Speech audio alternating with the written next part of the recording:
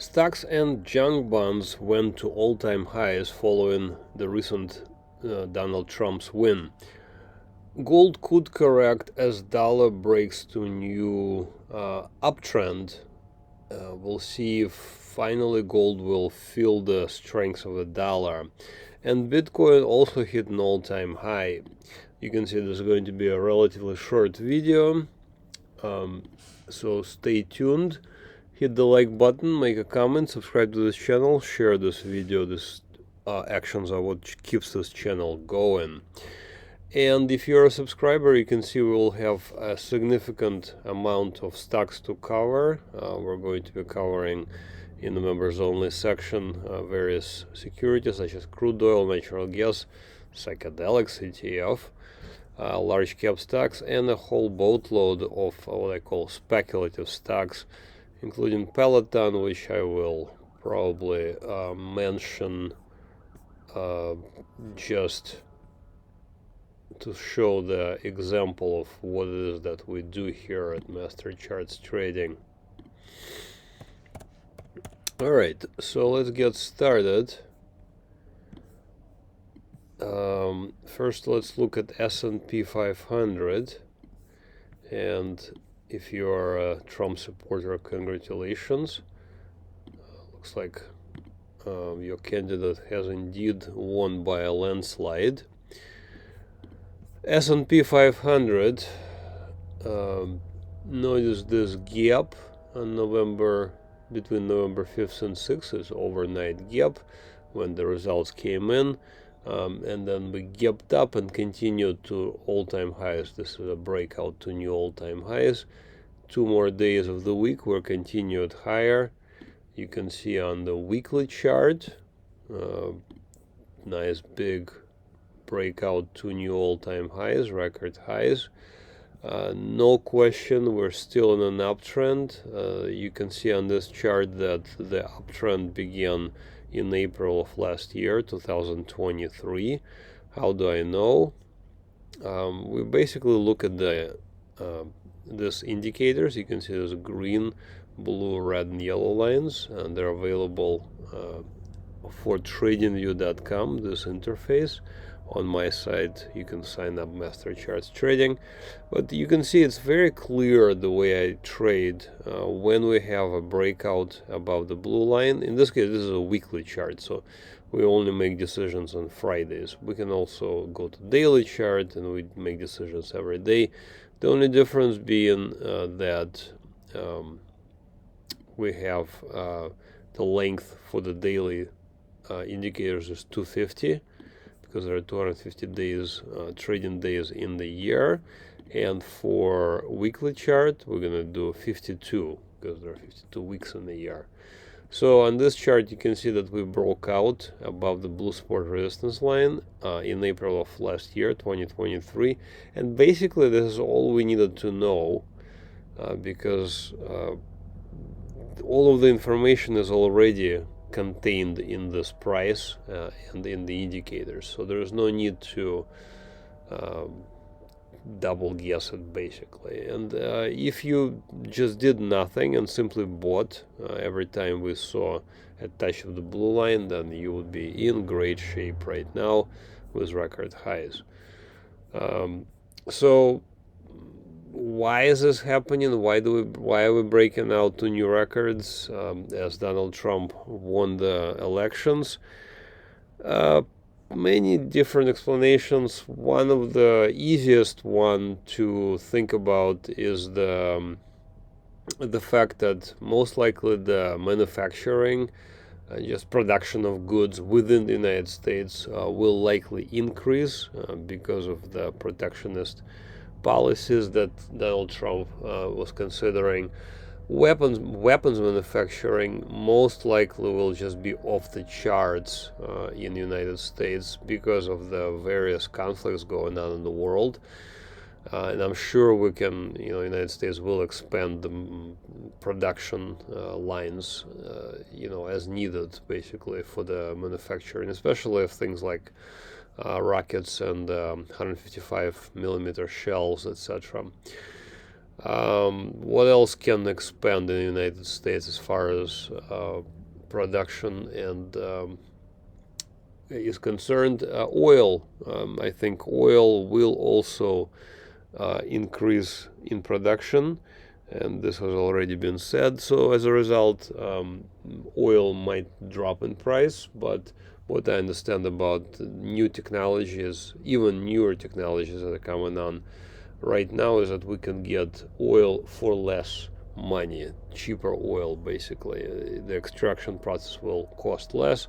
As a result, we'll be seeing prices most likely worldwide go down for it, which I applaud. We don't really need high prices for oil. Anyways, so for now, S&P 500 is breaking two new records. We should continue having a bullish bias. In other words, looking for opportunities to buy various stocks within the S&P 500 and within the other sectors.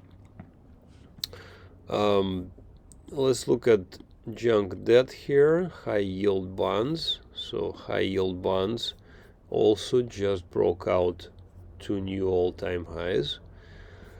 So high yield bonds and S&P 500 correlate highly. This is a weekly chart of JNK, and down below here you can see this what's called correlation coefficient. So this is a correlation of S&P 500 and high yield bonds. Are they doing the same thing, or are they doing something different? Correlation between S&P 500 and high yield bonds is very high. So when we're seeing high yield bonds break out to new all-time highs, we do not see any divergence. In other words, both high yield bonds and stocks are acting together. When we do not see any kind of divergence, this is exactly what I want to see. I don't want to see any divergences. I want to see both high yield bonds and S&P move together in lockstep, and we are getting indeed that. So I would continue holding S&P. I would continue holding high yield bonds. You can see the breakout for high yield bonds. Excuse me. Occurred around February of last year, so actually before even S&P 500, and they have been continuously going up, and we will be wanting to be buying it around the blue line. So anytime a security that is in an uptrend pulls back significantly, we want to be buying it. So again, high yield bonds and stocks currently are both at all-time highs, and this is exactly what we want to see. I do not see any divergence, so we will continue holding stocks and high yield bonds. I want to give an example of what it is we do here at Master Charts Trading. So here is one, Peloton, recent trade, actual alert. So Peloton is, if you have heard the news, has been in a terrible downtrend.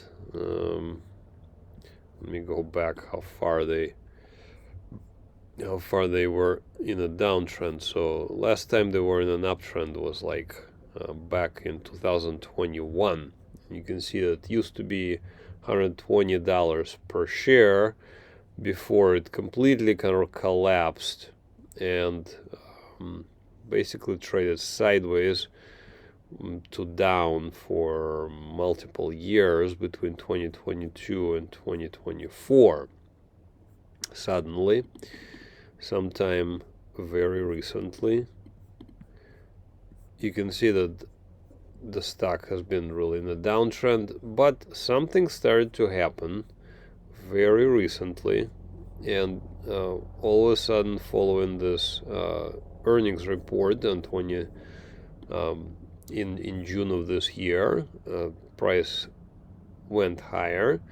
I kind of became interested at this point and just started looking at the stock. But I want to see a close above the blue support resistance line before I send any alerts out. And we got that right there on October 24th. Alert was sent a few days later, on October 18th, and October 22nd I sent out an alert. I would be buying at this point at around $5.60 or so.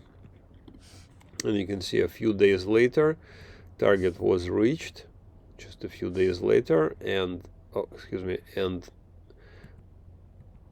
just recently it gapped to new highs and continued higher. So if you opened when I sent an alert out on the 22nd of October, you should be up around 57%. So congratulations if you're able to open for Peloton, and I would continue holding it because it looks like it might continue significantly higher.